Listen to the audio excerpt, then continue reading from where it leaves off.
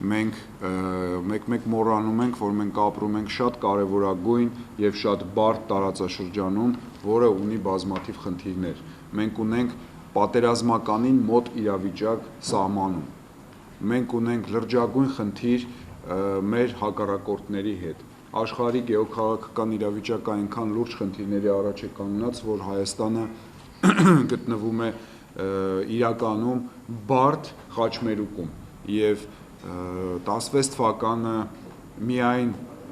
թվականին միայն մտածել այն մասին, թե որ քաղաքական ուժը ինչ գործունեություն կծավալի կամ որ քաղաքական գործիչը ինչ կհայտարարի կամ որ կուսակցությունը ինչ կանի, ես կարծում եմ դա արդեն մի քիչ երկրորդական խնդիր է։ Հայաստանի Հանրապետության համար առաջնային խնդիր, կրկնում եմ, առաջնային խնդիր դա անվտանգության, կայունության, երկրի ներքին կայունության ապահովման խնդիր է։ Մենք փոխեցինք սահմանադրությունը։ Սահմանադրությունը կլինի այն ուղենիշը, որով մենք կարողանանք ավելի ժողովրդավարական մեխանիզմներով կառավարել մեր երկիրը։ Այդ թվում նույն ընդդիմության համար կստեղծվեն այն պայմանները, որը երբևիցե 25 տարվա ընթացքում չի եղել Հայաստանում։ Ընդդիմությունը ստանում է շատ մեծ հնարավորություն մասնակցել ընտրությունների,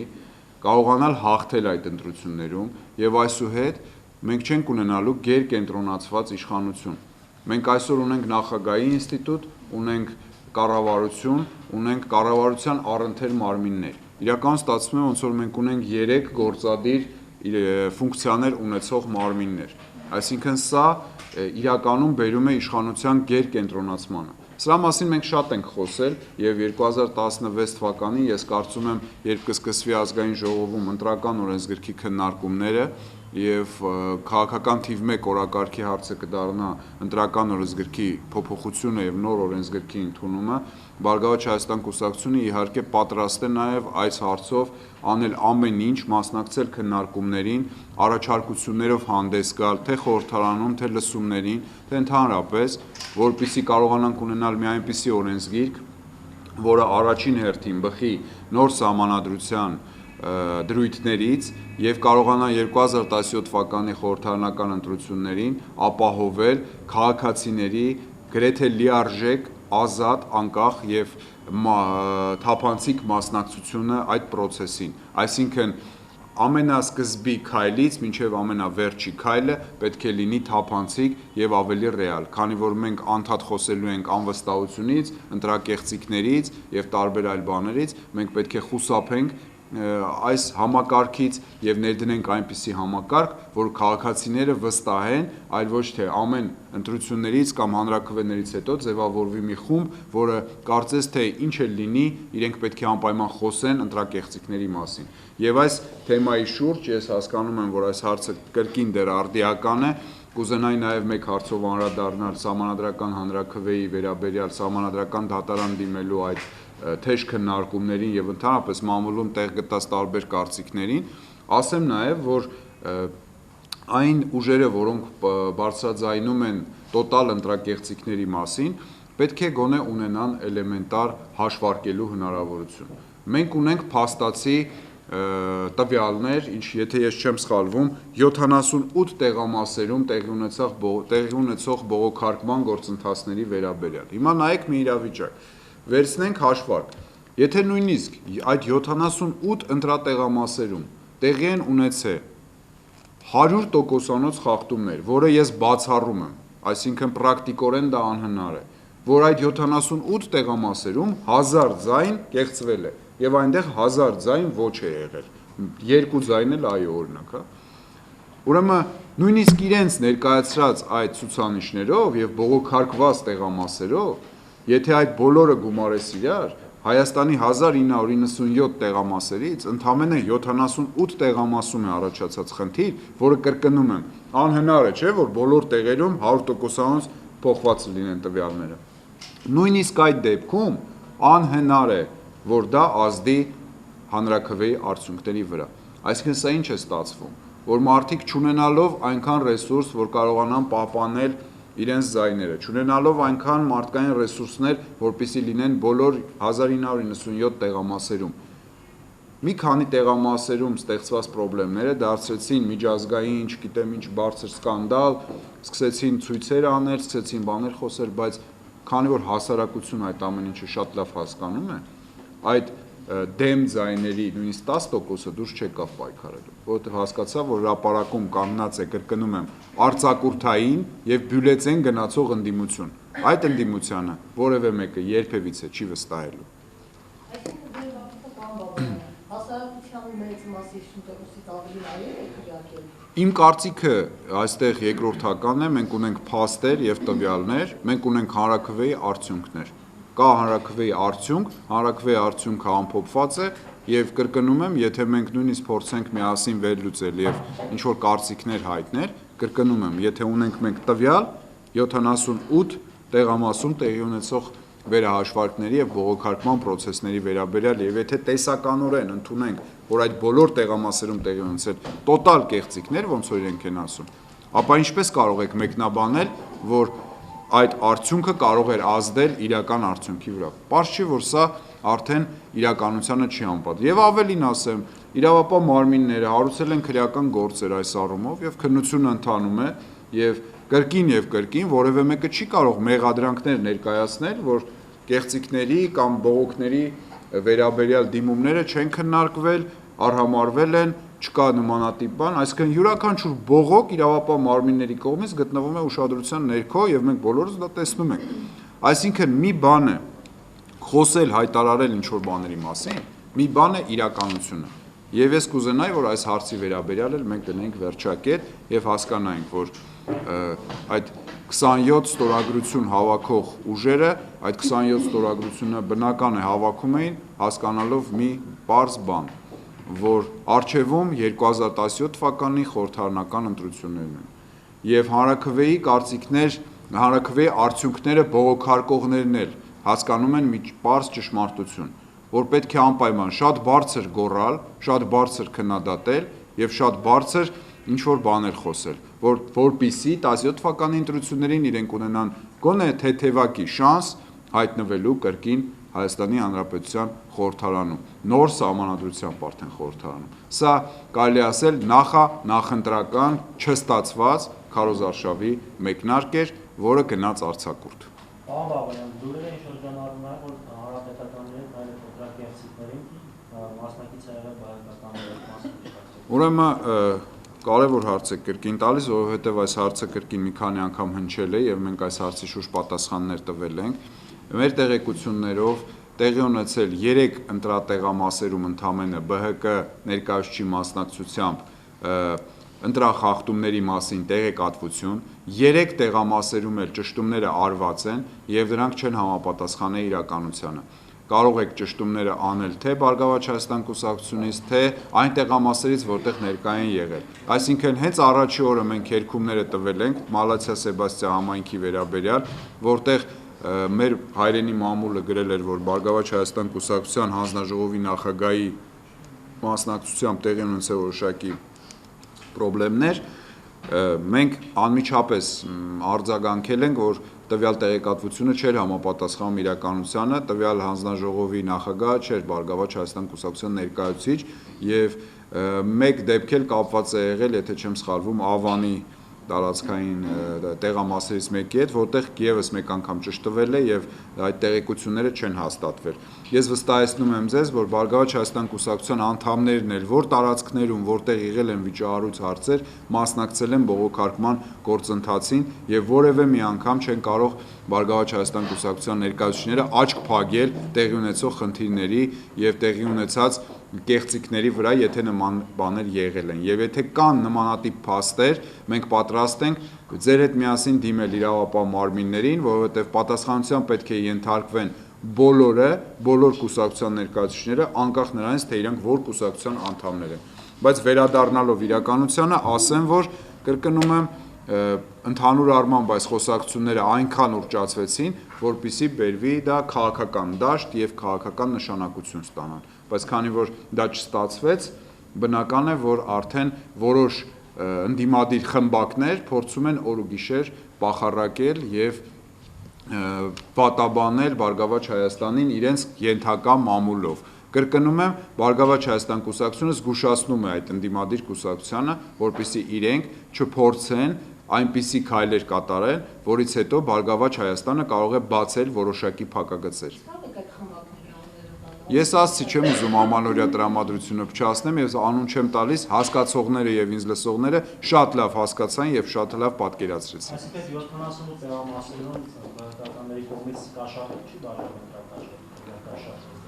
Եթե ունեք նման փաստեր, դիմեք իրավապահ մարմիններին, իհարկե ոչ։ Ես ոնց կարող եմ նման բան ձեզ ասել, եթե եղել են նման բաներ, դուք կարող եք դիմել իրավապահ մարմիններին։ Ես չունեմ նմանատիպ տեղեկատվություն եւ ընդհանրապես կոչ կանեի նման հայտարարություններ անելուց առաջ լավ մտածել, որովհետեւ ընտրակաշառքը դա հանցագործություն է եւ եթե դուք ունեք նման տեղեկատվություն, խնդրեմ դիմեք իրավապահ մարմիններին, անկախ նրանից իրենք Բարգավաճ Հայաստան կուսակցությունից են, թե որ կուսակցությունից են, իրենք պետք է պատասխան տան օրենքի առաջ։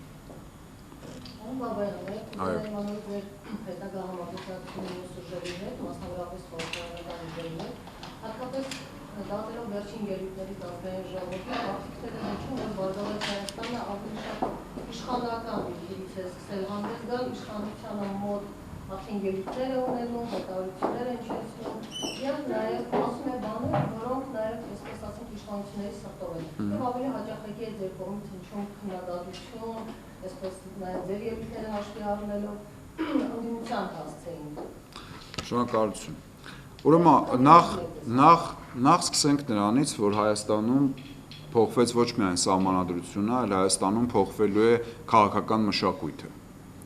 Եվ ես եւ իմ գործընկերները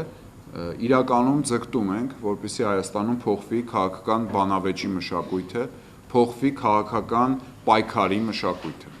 Դա իրենից ենթադրում է մի քանի կարևորագույն բաղադրիչներ։ Առաջինը քաղաքական մշակույթը նմանատիպ պետք է թույլ չտա ատելության մթնոլորտի սերմանում երկրում։ Երկրորդը, սև ու սպիտակի մենք չբաժանելով քաղաքական ուժերին, պետք է պատկերացնենք հետևյալ պատկերը, որ ընդդիմություն է կամ իշխանություն, ուրեմն մենք այսօրվա արդիական մոտեցումներով, ընդդիմությունը իրավունք չունի ընդդիմության մասին որևէ վատ բան ասի, նույնիսկ այն դեպքում, երբ որ ընդդիմության մյուս ներկայացուցիչները իրենց փորձում են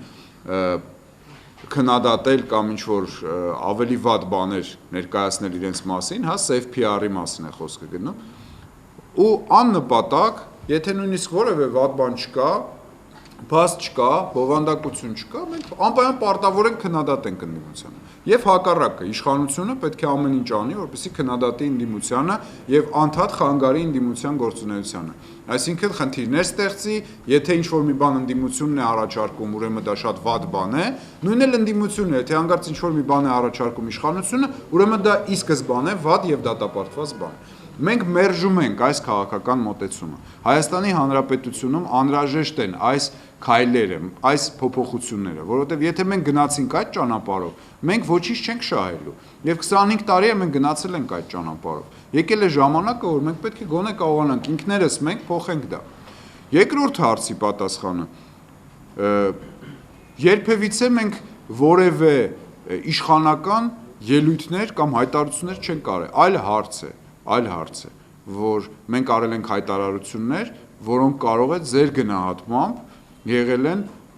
տարատեսակ այլ քաղաքական ուժերի սրտով կամ իրենց դուրը դա չի եկել ինչ-որ մի ուժերի։ Եվ ասեմ նաև, որ Բարգավաճ Հայաստանը չի առաջնորդվում ինչ-որ մեկին դուր գալու կամ ինչ-որ մեկին դուր չգալու սկզբունքով։ Մենք չենք աշխատում նրա համար, որ ինչ-որ մեկը գոհ լինի մեր պահվածքից կամ ինչ-որ մեկը դժգոհ լինի։ Մենք իրականացնում ենք մեր քաղաքական օրակարգը, առաջնորդվում ենք մեր քաղաքական ծրագրով եւ իրականացնում ենք այն նախընտրական խոստումները, որոնք տվել ենք մեր հասարակությանը։ Եվ որևէ մեկը այսօր չի կարող մեզ մեղադրել, որ մենք պարտավոր ենք խոսել միայն լավը ընդդիմությունից եւ միայն վատը իշխանությունից։ Սա մոտեցում չէ, մենք մերժում ենք այս մոտեցումը եւ հենց սա էլ եղել է պատճառներից մեկը, որ մենք կարողացել ենք անկաշկանդ հանրաքվեի ժամանակ այո ընտրել եւ այոյով շարժվել։ Այսինքն եթե մենք նման մոտեցումներ ունենայինք, որ եթե իշխանությունը ինչ-որ բան առաջարկում է, դա ուրեմն ի սկզբանե դատապարտված եւ վատ բան է, մենք կմերժեինք ամեն ինչ։ Իսկ մերժողականությունը բերում է մարգինալության։ Մերժողականությունը բերում է զոմբիացման, որը մենք տեսնում ենք հաճախ խորհրդարանական որոշ ընդդիմադիր ուժերի մոտ։ իսկ մենք դեմ ենք այդ զոմբիացմանը։ Բայց պարոն Բաբայան, եթե հանրության մեջ այս հարցը տանք, հա, տեսնենք, որ յուրաքանչյուր երրորդ մարդ կասի, որ Դավիթ Ծառուկյանի քաղաքականությունից դուրս ելնելուց հետո ԲՀԿ-ն իշխանամետ ավելի շատ դարձել։ Ես ես ասեմ, տարբեր գնահատականներ են հնչում, տարբեր վերլուծություններ են լինում, բայց քանի որ ԲՀԿ-ն իշխանամետ չի կարող լինել, որովհետև ինքը ընդդիմություն է, խորհրդարանական ամենամեծ ընդդիմադիր ուժն է, եւ անկախ նրանից, որ ԲՀԿ-ն կարող է տարատեսակ քայլեր կամ հայտարարություններ անել, որը կարող է նման ձևով որակվել, դա ընդհանրապես որակումներ են։ Իսկ քաղաքականության մեջ որակումներն են հարաբերական երևույթներ, այսինքն եւ տարածական եւ ընդհանրական մենք կարող ենք խոսել տարբեր բաների մասին, բայց իրականում եթե Բարգավաճ Հայաստանը լինի իշխանամետ, Բարգավաճ Հայաստանը կունենա նաեւ իշխանություն եւ կփորձի կիսել պատասխանատվությունը այն ուժերի հետ, որոնք կունենան իշխանություն։ Իսկ քանի որ այսօր Բարգավաճ Հայաստանը խորհրդարանում հանդես է գալիս որպես ընդդիմություն, ապա ինչ իշխանության կամ իշխանամետության մասին է պետք խոսել։ Եթե երկրում կայունություն կամ անվտանգության խնդիր կա, մենք կոչ ենք անում, որ դեստաբիլիզացիա չլինի երկրում եւ չենք ուզում, որպեսզի մեր քաղաքացիների արյունը թափվի, հա, այսպես ասեմ, դա նշանակում է, որ մենք իշխանամետ ենք։ Եթե մենք ուզում ենք դեմոկրատական փոփոխություններ, որը իրականացվեց ԱՅՈ-ի հետևանքով եւ իշխանության գերկենտրոնացումից ձերբազատում, դա նշանակում է մենք իշխանամետ ենք։ Միաժամանակ, եթե մենք կողմ ենք քվեարկում պետական բյուջեի նախագծին, որը արտացոլում է Բարգավաճ Հայաստան կուսակցության ծրագրերի մի մասը եւ ընդունվել է կառավարության կողմից այն առաջարկները, որոնք մենք ենք առաջարկել եւ տարատեսակ դրույթներ բյուջետային ուղերձում տեղ գտան եւ մենք կարողացանք դա հասնենք դրան, դա նշանակում է մենք ընդդիմադիր իշխանություն ենք, այսինքն եթե մենք ընդդիմություն ենք, ուրեմն դա նշանակում է մենք պետք է նաեւ կարողանանք այդ դաշտում գործենք, որովհետեւ եւ ընդդիմությունը եւ իշխանությունը դա ընդհանուր մեկ դաշտում պետք է գործի։ Իսկ Հայաստանում ցավոք սրտի ես ինչ էի ասում մշակույթի փոփոխություն, որովհետեւ ցավոք սրտի հասարակության նաեւ ձեր ասած մի մասի մոտ կարծիք կա, որ եթե դու չես հայհոյում, ուրեմն դու ընդդիմություն չես։ Դու անպայման պետք է փողոցում հայհոյես բոլորին։ Այդ ժամանակ նոր դու կլինես ընդդիմություն։ Դա մոտեցում չէ։ Հայաստանի ապագան մենք այդպեսի չենք տեսնում, որովհետև դա կրկին անգամ կբերի մեծ խնդիրների, ատելության եւ այս փոքր երկրում ինչ իմաստ ունի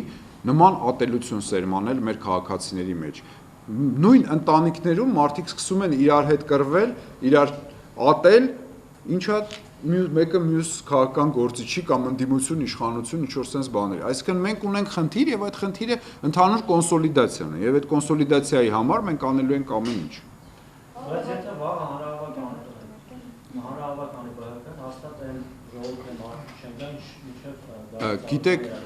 Գիտեք, ես չեմ ուզենա այսօր գուշակություններ անել, ես այսօր չեմ ուզենա գուշակություններ անել Բարգավաճ Հայաստանը հանրահավաք անի կամ միջոցառումներ անի, ինչ կլինի, ես խոսում եմ այն իրավիճակի մասին անկեղծ, որը գոյություն ունի, ես կարող եմ վստահ ձեզ ասել, որ իհարկե կլինեն տարբեր մեկնաբանություններ եւ խոսակցություններ, որոնք հաճախակի կարող են եւ օբյեկտիվ լինել եւ սուբյեկտիվ լինել, բայց մեր այս բոլոր խոսակցությունների եւ վերլուծությունների գլխավոր տեստը լինելու է 2017 թվականի խորհրդարանական ընտրությունները։ Անկախ նրանից մենք այսօր ինչ խոսենք, ինչ ասենք, ինչպիսի մեկնաբանություններ լսենք, այդ ամենը վերջում ամրագրվելու է խորհրդարանական ընտրությունների բյուլետենում, թե որ կուսակցությունը, որ քաղաքական ուժը, ինչպիսի քվե կստանա եւ այդ քվեով կձևավորվի Հայաստանի Հանրապետության նոր խորհրդարանը եւ նոր քաղաքական դաշտը։ Մնացյալը արդեն կմնա պատմության մեջ եւ վերլուծաբանների կամ պատմաբանների համար արդեն կարող ենք կարծիքներ լսել։ Պարոն Բաբայան, դուք շատ վստահ եք խոսում 19 թվականի մասին, դեռ 2 տարի կա, այդպիսի վստահությամբ նաև խոսում է ՀԿ, որ վստահ է, որ անցնելու է հաջորդ խորհրդարան, նաև այդպես վստահությամբ խոսում է ԲՀԿ, ոչ մի ուժ այդպես վստահ չի խոսում։ Եվ նաև հաշվի առնելով, որ դուք ԱՅՈ-ին այդպես շատ վստահ կողմնակից եղաք եւ Սահմանադրական դատարան եւս չդիմեցիք, թե ընդունում եք, որ ընտրակերտիկներ եղել են 78 պատերազմում, արդյոք կա այսպիսի նաև հեռանկար, որ դուք կգնաք կոալիցիայի եւս մեկ անգամ իշխանության հետ եւ նաև հենց այդպիսի վստահ քայլերով կմտնեք խորհրդարան։ Շնորհակալություն։ Նախ ասեմ վերջից սկսեմ, Սահմանադրական դատարանի հետ կապված։ Հայտնի կուսակցությունը, որը նման նախաձեռնությամբ էր հանդես գալիս, չէր հոգնում հայտարարելուց տարբեր տեղերում այդ կուսակցության ղեկավար կազմից չէին հոգնում հայտարարելու համար, որ ԲՀԿ-ն ջախջախված է, ԲՀԿ-ն այլևս գոյություն չունի։ Հիմա առաջանում է հարց. եթե ԲՀԿ-ն ջախջախված էր եւ ԲՀԿ-ն գոյություն չուներ, տվյալ քաղաքական ուժը, որը խորհրդարանում փորձում էր հավաքել այդ ստորագրությունները, ինչի էին ԲՀԿ-ին առաջարկում միանա այդ ստորագրահավաքին։ Ինչի էին խնդրում ԲՀԿ-ին։ Դա մեկ։ Երկրորդը, եթե մի կուսակցություն գոյություն չունի, ինչի են գալիս, ասում, եկեք առանց ձեզ դա չլինի, եկեք անենք։ Այսինքն ստացվում է, որ այդ հայտարարությունները եւ իրենց գործելավոճը արդեն իսկ սկզբանե դատապարտված է, որովհետեւ ով ինչ ուզում է ասի, միևնույնն է, գալու են մեր դուրը ծեծեն։ Բայց այդ դուրը երբ որ ծեծեցին, հասկացան, որ նման բաներ տեղի չի ունենում, երբ որ մի կուսակցություն, որը իրեն համարում է գործընկեր կամ ընդդիմադիր կամ նման հայտարարություններ է անում, դրանից հետո ո՞նց է ինքը կարողանում գալ ասել եկեք միացեք մեզ։ Հետո էլ մեղադրել, որ մեկ չմիացեք։ Բա գոյություն չունեցող կուսակցությանը կամ խմբակցությանը եկել եք միանաք, որ ինչ անեք։ Հասկանալի է, որ այստեղ դե ամեն ինչ հարաբերական է, մարդիկ էլ են ընկերություն անում, հետո իրար հետ չեն խոսում, այսինքն բա ուզում եք քաղաքական ուժերը ամբողջ կյանքում իրար հետ համագործակցեն կամ քաղաքական գործիչները ամբողջ կյանքում իրար կողք կանգնած ասեն մենք ամենալավն ենք, իհարկե այդ ամեն ինչ հարաբերական է եւ տեղի ունեն փոփոխություններ, բայց տվյալ դեպքում ես էլի եմ ասում, եթե իրենք այդքան հզոր էին, եթե իրենք այդքան ուժեղ էին, ուրեմն գոյություն չունեցող ջախջախված կուսակցությունը չէին գա դուրը ծեծի, խնդրի։ Հիմա ստացվեց այն, ինչ որ ստացվեց, բնական է, որ մենք դա գիտեինք, որ նման ձևով է լինելու եւ իրենք ոչ միայն անպատասխանատու հայտարարություններ են անում, այլ նաեւ իրենք ընդհանրապես պատասխանատվություն չեն կիսում որևէ հարցում։ Իրենց խնդիրն է այնքան քննադատել, ինչքան կարող են, եթե ինչ որ մի քաղաքական ուժ իրենց քաղաքական օրակարգում չի տեղավորվում, ուրեմն իրենց հետ չի, ուրեմն դեմ է ամեն ինչին, ով իրենց հետ չէ, իրենց դեմ է։ Եվ ես ասացի, որ դա այդ զոմբիական քաղաքականության հետևանքներն են, որը շարունակվում է եւ գուցեև Հայաստանում պետք կլինի միշտ նմանատիպ ինչ-որ զոմբիական խմբակ գործի։ Ես դրա մասին չեմ ուզում այսօր խոսեմ։ Ինչ վերաբերվում է ձեր հարցի վերջի մասին, առաջի մասին, կապված ապագա, գործառույթների հետ կուսակցական եւ վստահության վերաբերյալ։ Ուրեմն ասեմ, եթե կուսակցությունը վստահ չի իր հաղթանակի եւ իր ուժերի նկատմամբ, որովհետև այդ կուսակցությունը չի կարող հաջողության հասնել։ Ոնց է կարծում, կուսակցության լիդերները, կուսակցության քաղաքական դեմքերը լինեն անվստահ, անհավատ, ով չէ, դուք ասում եք երկու ուժեր։ Ես վստահ եմ մի բանում, որ մարդ պետք է լինի իր անելիքների, իր քայլերի վրա վստահ։ Այսինքն, եթե մարդը անվստահ է ի սկզբանե կամ կասկածում է իր հաջողություններին, այն ընտրողները ո՞նց են իրան ընտրելու։ Այսինքն ստացվում է, որ քաղաքական ուժերը պետք է ունենան վստահության գոնե արտակուստ, արտակուստ, անկեղծ ասում եմ ձեզ, արտակուստ պետք է մենք ունենանք դա։ Եթե դա չունեցանք, հասարակությունը ո՞նց կարող է մեզ հավատալ։ Եվ երկրորդը, մենք ինչի պետք է վստահ չլինենք, եթե մենք ունենք այն պոտենցիալը, որը կարող ենք զարգացնել եւ ունենք այն փորձը, որի մեջով մենք անցել ենք, այսինքն մենք կարող ենք դա իրագործել։ Եվ եթե կան ուժեր, որոնք կասկածում են իրենց հաջողությունների վրա, ես վստահ եմ, որ հասարակությունն էլ է կասկածելու իրենց վրա եւ չի տալու այդ վստահության քվեն։ Ես վստահ եմ դրանում, ինչ որ ասում եմ ձեզ։ Ձեր ենթատեքստը փաստորեն դրան էր գնում հարցի։ Հիմա ձեր հարցի ենթատեքստին պատասխանեմ։ Բարգավաճ Հայաստան կուսակցությունում նման քննարկումներ չեն գնացել եւ այս պահին չկան։ Գիտեք, այդ հարցը էլի միշտ տալիս են։ Նման բաներից խոսելուց մենք պետք է մի քիչ զգույշ լինենք, որովհետեւ այն քաղաքական գործիչները, որոնք շատ կտրուկ ինչ որ բաներ բացառում են, շատ կտրուկ, ուրեմն դա այն քաղաքական գործիչներն են, որոնք որ իրենք են իրագործում քաղաքականությունը։ Ես Հայաստանի Հանրապետության այն 131 պատգամավորներից ընդամենը մեկն եմ, եւ ես չեմ Հայաստանի Հանրապետության քաղաքականության իրագործողը։ Դրա համար ես չեմ կարող նման ռադիկալ եւ կտրուկ գնահատականներ հնչեցնել այս կամ այն հարցի վերաբերյալ։ Ես կարող եմ ասել ընդամենը իմ կարծիքը։ Իսկ քանի որ ես ԲՀԿ մամլոխոսնակ եմ, ես զերծ կմնամ իմ կարծիքն էլ ասելուց, որովհետեւ շատ անգամ իմ կարծիքը ասելուց իմ կարծիքը նաեւ համեմատվում կամ վերագրվում է Բարգավաճ Հայաստան կուսակցությանը։ Այսքան։ Ինչ ակտիվ եք բայց դուք։ Վերջին հարցը։ Դուք ասացիք, որ կողմ եք քվեարկել բյուջեի։ Այո։ Միշտ ասած կարելի է փաստեցին։ Այլ նաև քվեարկեցինք։ Այո։ Բայց դուք ոչ միայն դուք այլև թե Տիկին Զորաբյանը, թե նաև Միքայել Մելքումյանը, որը նաև հենց ԲՀԿ-ի տնտեսական միտքն է նաև համարում, ովքերից մեկը, բազմից անգամ եք հանդես եկել վարկային այդ տարբեր տեսակի վարկերի վերցնելուն, շատ խոշոր հայտարարություններ եւ գնահատականներ եք տվել։ Սակայն հայտնի է, որ եկող տարվա դեկտեմբերին արդեն մեր արտաքին բանկը հասնելու է ռիսկային 50% շեմի։ Դուք ինչպես եք կարողանում կողմ քվեարկել մի բյուջեի նախագծի, որը վտանգում է մեր պետականությունը այսպես։ Միաժամանակ որ դեմ եք խոսացել, հենց հայտնի վարկային։ Եթե դուք նկատել եք,